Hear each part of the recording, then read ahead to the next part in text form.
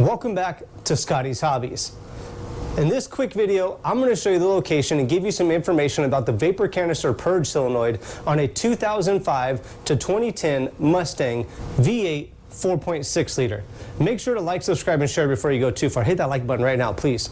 Now, the Vapor Canister Purge Solenoid is located on the driver's side inner fender well, right here on top. Really easy to get to. What this solenoid or valve does is responsible for allowing vapors that are built up in the emissions system or the emissions vapor system to enter the intake while the engine is running to go through the combustion process and clean up through the catalytic converter and out the exhaust pipe. So if you have a bad Vapor Canister Purge solenoid, you might see a rich or lean condition, just a fuel imbalance. Obviously a check engine light would come on, but not always.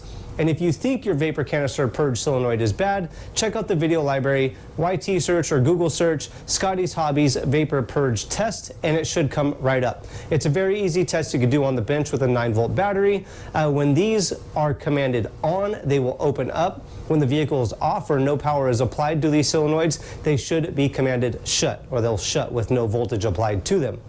They're really easy to test. They oftenly go bad, especially on an older vehicle, and that's it. This is the Vapor Canister Purge Solenoid location and information on a 2005 to 2010 Ford Mustang. Make sure to like, subscribe, and share, and I will see you guys on the next hopefully helpful video. Thanks for checking out Scotties Hobbies.